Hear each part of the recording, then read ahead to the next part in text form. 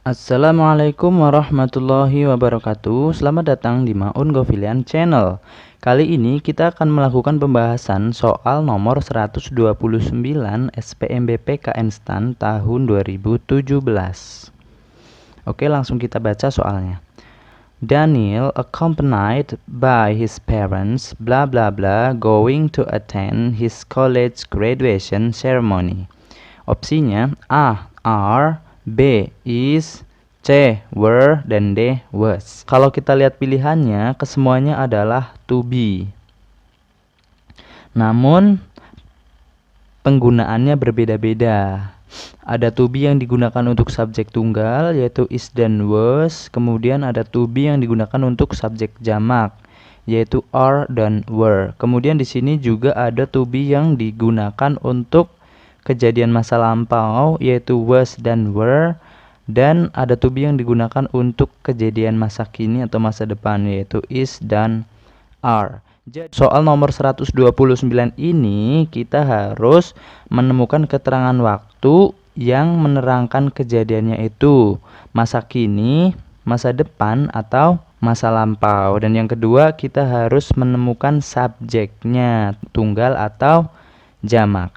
Oke, sekarang kita lakukan pembahasan. Penggunaan to be ini tergantung pada dua hal. Yang pertama adalah subjek ya. To be ini yang pertama tergantung dengan subjeknya. Nah, subjek ini terdiri dari 3 jenis. Yang pertama adalah tunggal atau singular. Ini berarti satu ya. Jadi subjeknya itu satu, jumlahnya hanya satu. Kemudian yang kedua, jamak atau plural. Nah, jamak atau plural ini apabila jumlahnya lebih dari 1, 2, 3, 4, dan seterusnya itu disebut jamak atau plural. Kemudian yang ketiga tidak bisa dihitung atau uncountable. Nah, uncountable ini digunakan untuk menerangkan subjek yang tidak bisa kita hitung dengan angka. Misalnya 1, 2, 3 itu nggak bisa. Misalnya contoh uncountable noun itu adalah air ya. Bahasa Inggrisnya adalah water. Kita nggak bisa bilang 1 air, 2 air, 3 air gitu, nggak bisa. Nah, untuk menghitung itu harus pakai takaran atau satuan ya. Kalau air kita bisa bilang 1 gelas air, 1 liter air, 1 ember air, dan seterusnya. Namun untuk uncountable ini tidak akan kita bahas lebih lanjut. Yang akan kita bahas lebih lanjut adalah subjek tunggal dan subjek jamak. Nah, apabila dalam soal ada subjek tunggal, itu yang digunakan adalah is atau was. Kemudian apabila subjeknya jamak, yang digunakan adalah are atau were. Oke ya, sampai sini saya yakin teman-teman sudah paham. Apabila subjek tunggal digunakan is atau was. Kemudian apabila jamak digunakan are atau were. Oke, sekarang kita ke 2, waktu kejadian. Nah, waktu kejadian ini juga dibedakan menjadi 3 jenis. Yang pertama adalah past atau masa lampau. Kemudian yang kedua adalah present. Ini artinya masa kini atau sekarang. Kemudian yang ketiga adalah future atau masa depan. Apabila kejadiannya itu masa kini atau masa depan, present atau future, itu yang digunakan adalah is atau are.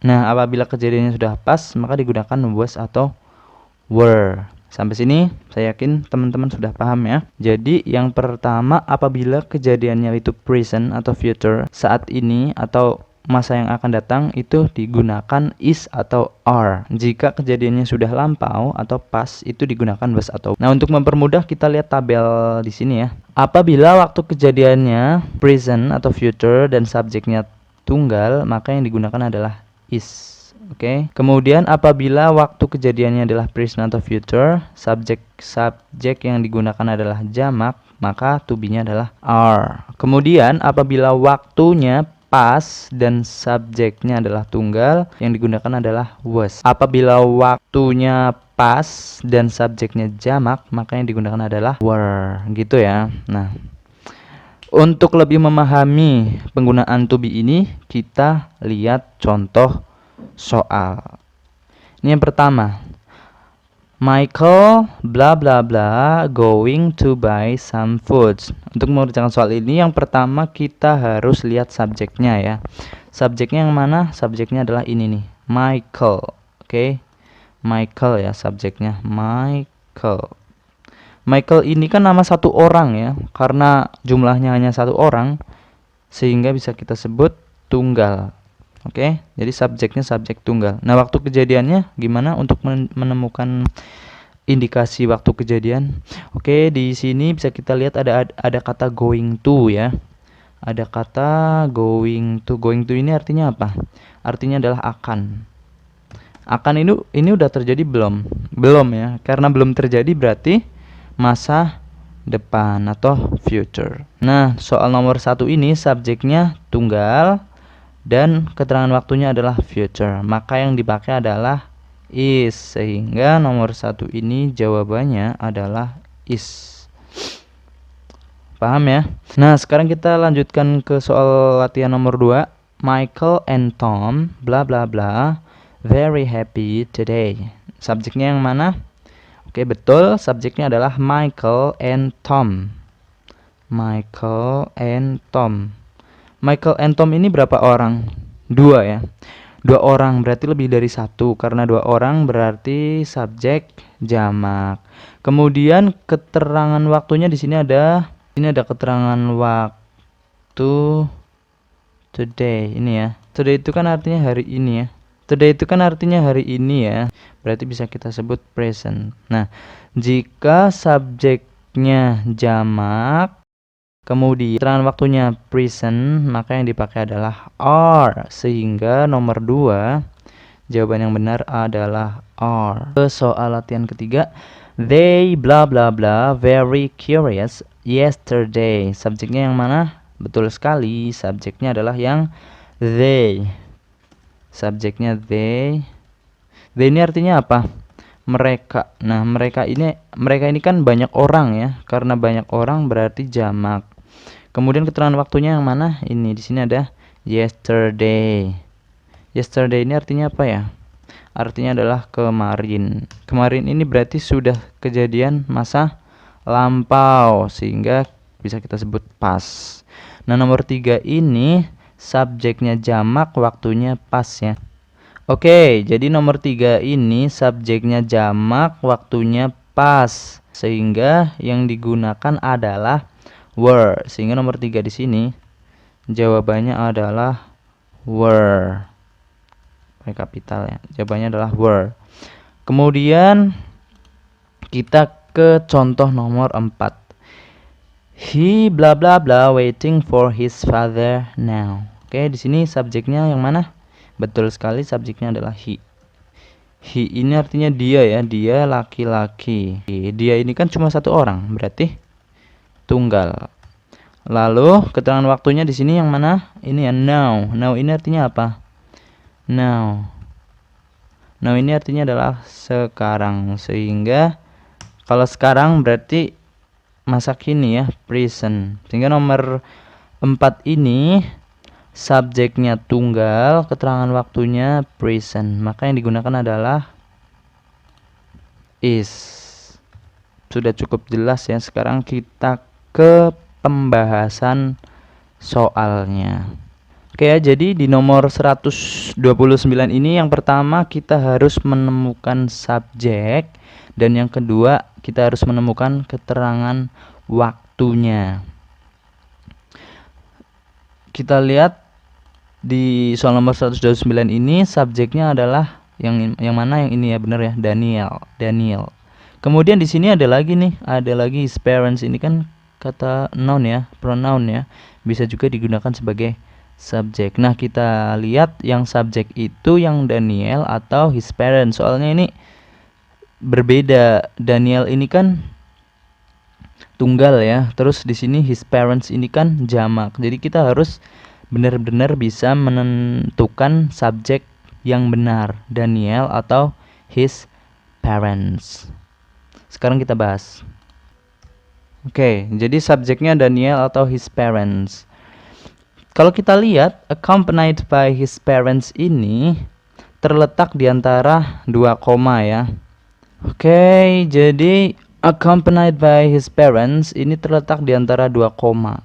Dalam bahasa Inggris ini disebut appositive.